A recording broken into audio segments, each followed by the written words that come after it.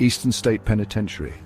The name itself sends chills down your spine, a place where the walls seem to whisper tales of despair and hopelessness.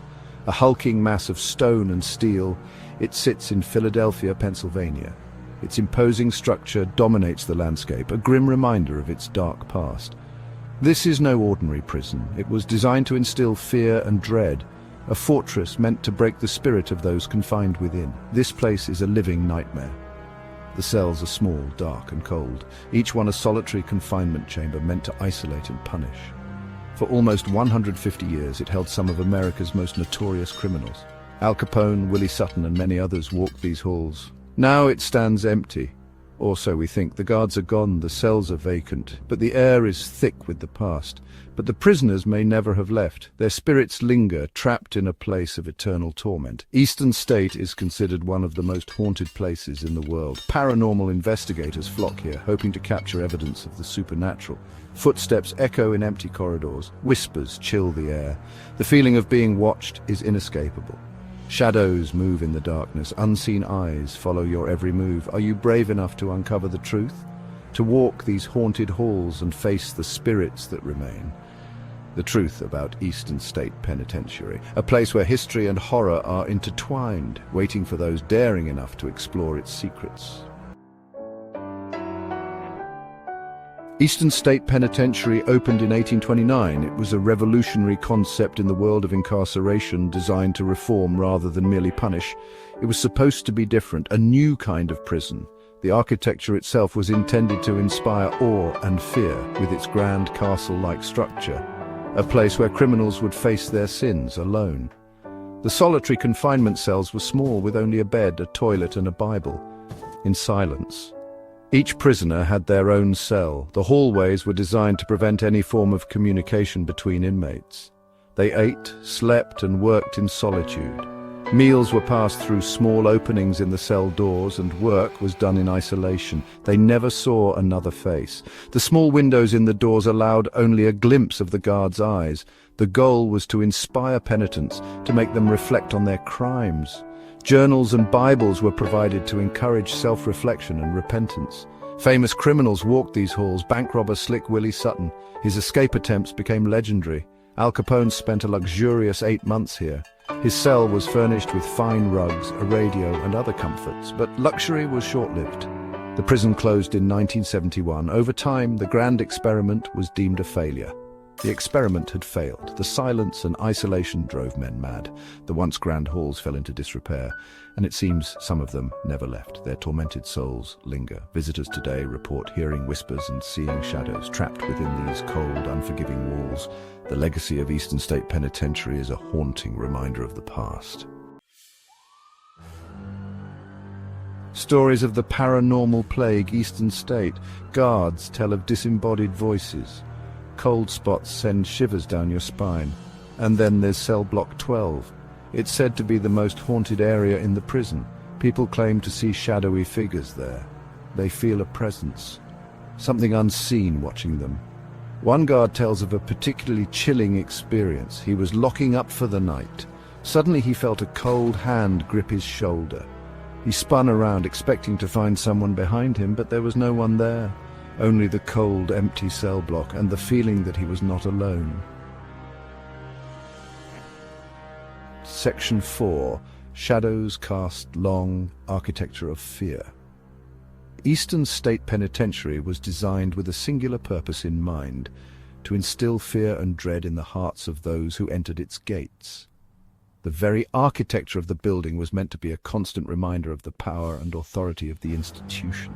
Its Gothic architecture, with its towering spires and intricate stonework, is both beautiful and terrifying. The imposing structure looms over the landscape, casting long shadows that seem to stretch endlessly.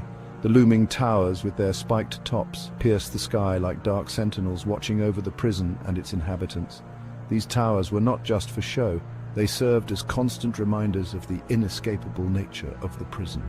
The walls of Eastern State are thick and unforgiving, built to withstand the test of time and the desperation of those confined within.